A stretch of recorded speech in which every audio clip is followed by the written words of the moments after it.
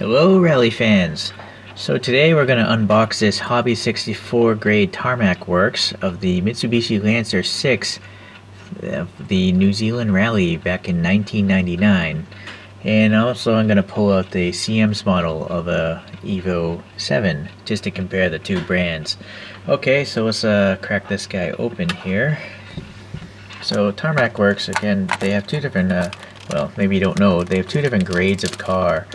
They have Global, which is usually in a blister pack, and they're supposed to have a little less detail, but the Koenigsegg I have is pretty nice for the money, I think.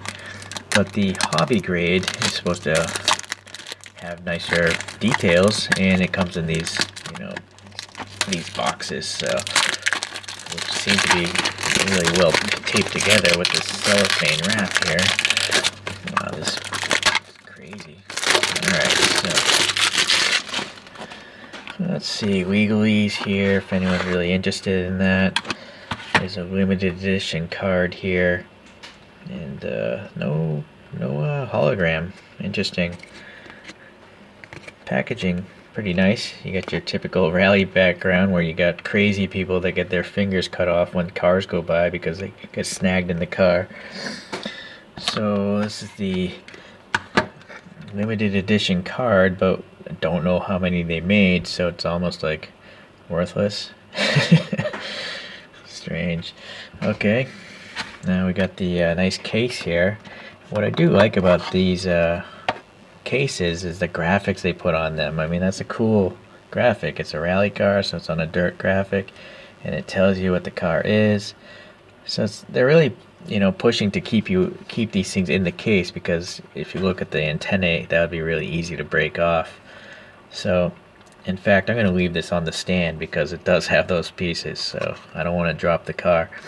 Okay, so an Evo6, just a little history on the Mitsubishi Evo. The first ones came out in 1992, but this is the 6th generation, and so this is racing in 1999, and the driver is Tommy Mäkinen, who happened to come in first for the drivers' championship that year.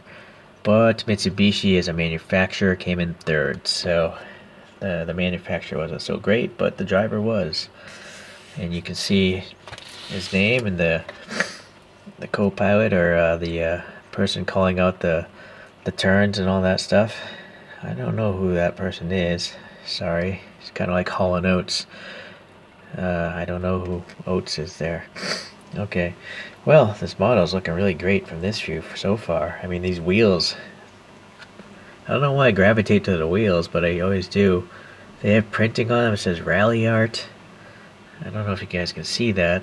And then I guess I must say Rally Art again, and there's like a red arrow for directions, I guess. I don't know. 4 lugs, and then we have the spoke holes. Although I can't tell if there's air going through. I think that might be solid plastic, and maybe there's black paint in there.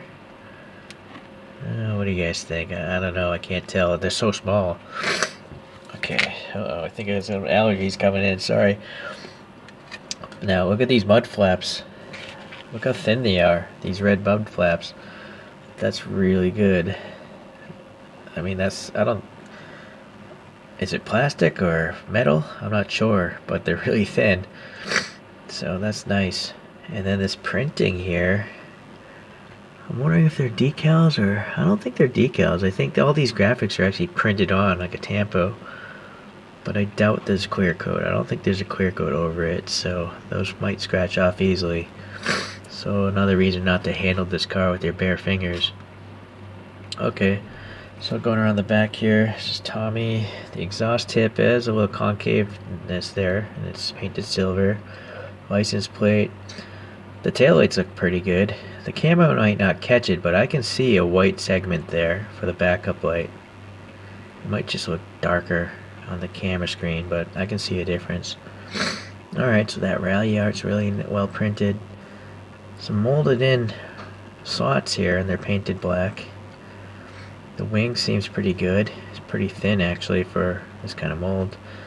And you can see that tiny thin antenna through there.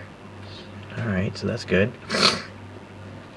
Going up to the top here. Yeah, that antenna is a little bit off. It's not quite vertical. you know, the top antenna. What I'm afraid of is will it snap off if I touch it. I can't do it on camera. I'm not going to mess around with it on camera. Okay, so coming around here, this side seems to be okay as well. Alright, let's go to the front. Okay, so fog lights. Unfortunately, there's a little extra plastic trim that here and here, so they don't look like perfect circles. But the cluster of auxiliary lights, this one's got a little extra flash, but these three seem okay. But what's nice is all 6 of them have, you know, plastic inserts. They could have easily maybe had those painted, but this is great. And then we have the intercooler here with the Mitsubishi diamond on there. There's a little Michelin logo there. Okay, I'm looking at it with the naked eye here. Seems to be molded in, bent there, and it's painted black. Okay, so headlights, good definition between the blinkers and the main headlight. Okay, there is a texture there. Even though it's graphically printed some dots, I can feel roughness with this dental pick. Okay, little dots here for the wiper fluid. The wiper blades are part of the windshield, but they're painted black. A little graphic there. Graphic on the top of the windshield. The interior has a lot of color. Whoa. Unfortunately, the windshield's really reflective. Oh, maybe you can see it now. You can see like the blue. I think that's the emergency brake. That blue. And there's also a silver shifter. Let me see. I'm gonna have to pull out the first I'm gonna have to angle this camera down. So there you go. I was gonna pull out my flashlight, but I'll need to. You see that shifter right near the steering wheel? That's cool. And that blue thing, is it an e-brake? I don't know. Maybe it's a fire extinguisher actuator. I'm not sure.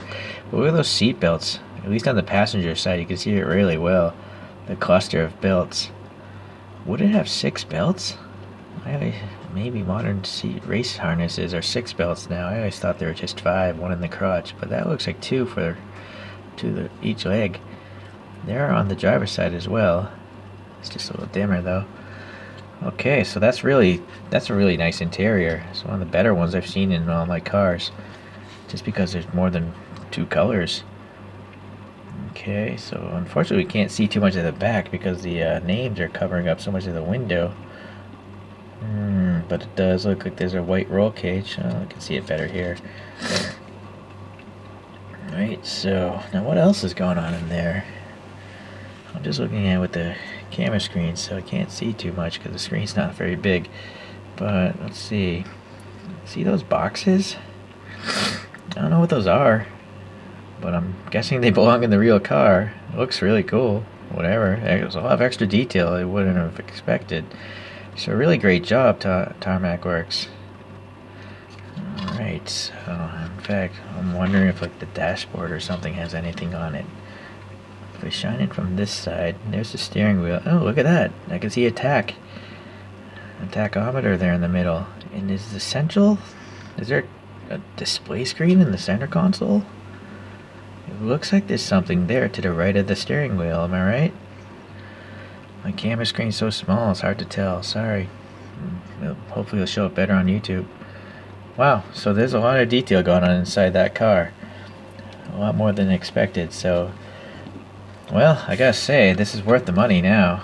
I was a little skeptical about buying this thing, but I'm quite happy now. I feel it's worth the money.